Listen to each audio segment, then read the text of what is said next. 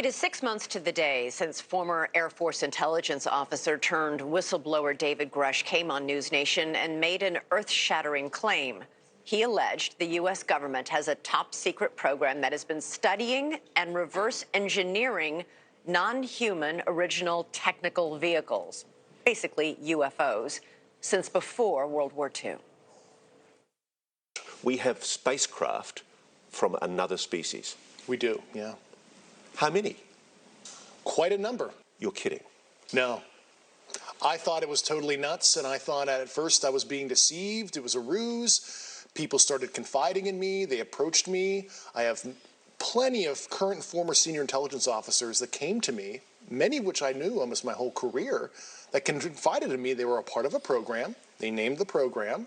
I've never heard of it. He'd never heard of the program, but now the whole world has. Because not only did that interview put Grusch on the map, it put him in the hot seat on Capitol Hill.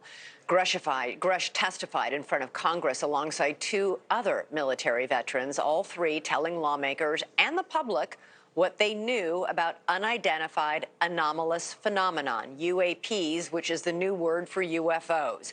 What he says our government knows about them. Do you believe that our government is in possession of UAPs?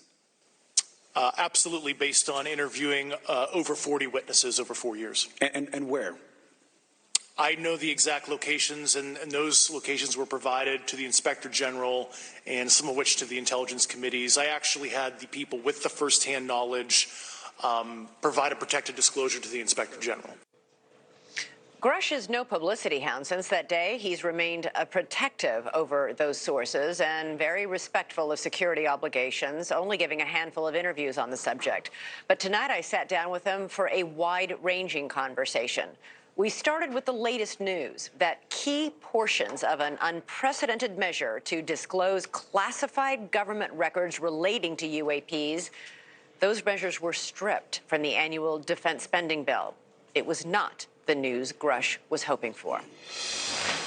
David, we just heard that two key provisions were killed from this defense bill that basically water down the requirement to make public any information about spacecraft, about alien remains. I take it you're disappointed. Yes, thank you for having me on today. And, what we're witnessing right now is, quite frankly, the greatest legislative failure in American history. You had a very strong amendment for government transparency on this issue, whether you believe my allegations or not. This is a government transparency issue at large, and the legislation was modeled off of previous government transparency issues. So we had a mixed bag of success, right? If we believe the conference report that was submitted last week, Section 1687, which effectively fences off money to illegal special access programs, something that Marco Rubio, Mark Warner, and his staff on the Senate Select Committee for Intelligence championed. That did make it through conference, and I do congratulate the senators that pushed hard to make sure that that was not removed during conference to help further this effort. It leaves the door open for anything that is, quote, national security, we get to keep secret. 100%, and that's why we were going to have a neutral 9-person panel, and all that was enumerated in the Schumer rounds, amendment earlier this year, and that was not written in a vacuum. That was written, with other individuals bringing them information as well. All right. Were you hoping to be on that panel, that 9-person panel that would make those decisions on what had to stay secret and what could be made public?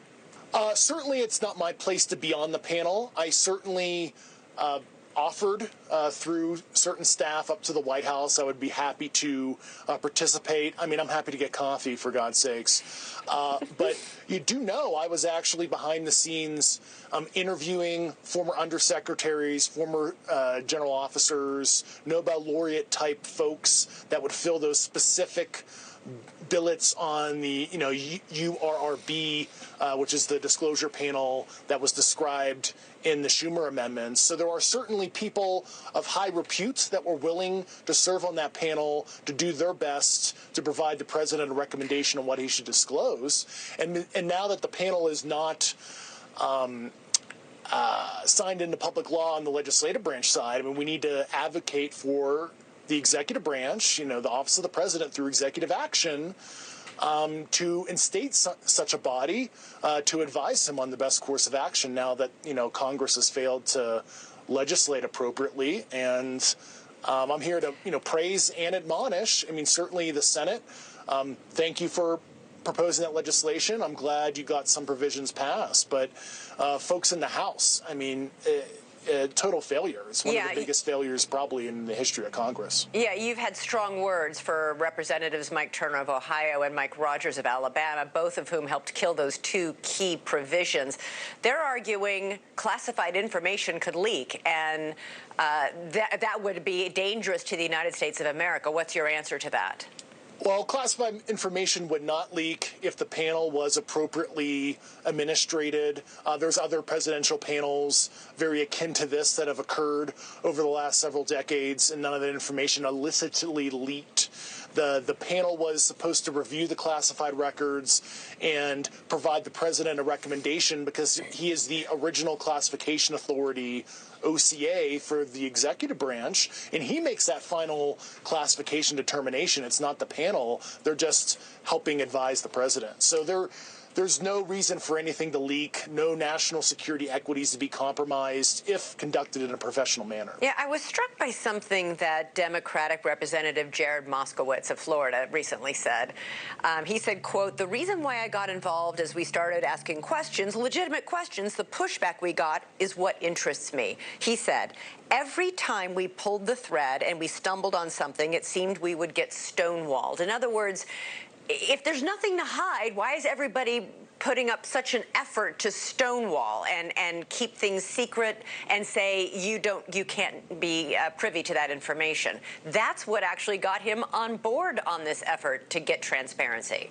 100%. And Representative Nancy Mace, requested through the Office of Secretary of Defense front office in early August to get me cleared to, brief at the Special Access Program level to the House Armed Services Committee. And, as of this taping right now, I still have not been approved for access to even talk to the Armed Services Committee, even though Representative Mace, her staff, and other members, such as Matt Gaetz and others, have advocated for me to, get those one-time clearances since I am no longer read into some of those programs, and the Pentagon has sat on it. People who saw your big interview that aired here on News Nation and who watched your congressional testimony, people who might not buy everything you're saying, who are skeptics, have said over and over again, he has no firsthand knowledge. He is just telling what someone else told him or telling what he read.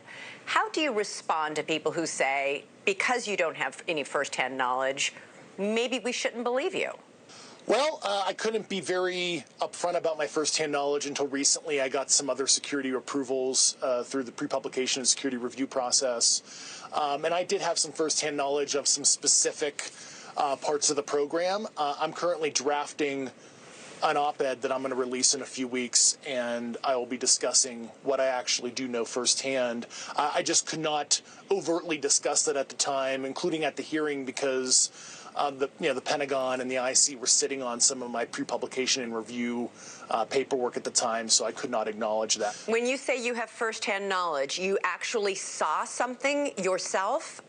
Well, the deeper description of what I know has been redacted. They proposed a redaction in a pre-publication and security review response a few days ago, and they're telling me to withhold legally some of the firsthand knowledge I have, but I'm allowed to generally discuss that I was read into a UAP-related program directly by the U.S. government. So I want to ask you about the fact that after you went public, both here on News Nation and in front of Congress, you got some backlash. You had a lot of attacks on you, including your medical records, which seem to have appeared somehow on an online website, talking about an incident in your past, which you frankly had already talked about to Ross Coulthart in his special on you for News Nation.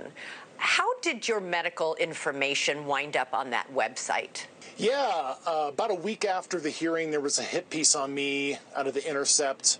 And the journalist, although I wouldn't call this guy a journalist, sounds like he's just a immature troll, to be quite honest with you. He went on The Hill's talk show, if you will, a few days after the article dropped, and he said that there were multiple DOD and IC personnel that verbally tipped him off on where to look to get some records on a previous, mental health evaluation that I had almost 6 years ago. So he himself admitted that the DOD and IC verbally tipped him off on, I think it's Breaking Points, the show that The Hill publication. He literally admitted that on camera. You can look it up, that he was tipped off by insiders about a few days after the hearing, and he admits it to himself. So I find that very troubling, and I encourage the DOD Inspector General, Whistleblower Reprisal, and his investigation staff to look into that, because you basically have probable security officers, because who would know this kind of information, providing a journalist, private health information, right? Why do you think they did that? Was this some sort of attempt to silence you? Oh, yeah, it's intimidation. It's like kill the messenger, not the message. I mean, these are tactics that other whistleblowers, have had to endure, that have come forward, in a similar fashion as myself. David, it was great to talk to you. Thank you so much. Really appreciate it. Yeah. Yeah, I hope you'll come back. Yeah, no, thanks for having me on.